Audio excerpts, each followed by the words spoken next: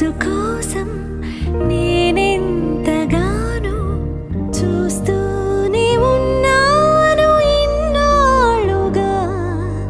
మౌనాలు అన్నీ మాట్లాడుతుంటే కనువిందుగా ఉంది తొలిసారిగా. అపురూపమేగా నాకీ క్షణాలు, దాచేసుకుంటాను జ్ఞాపకాలు.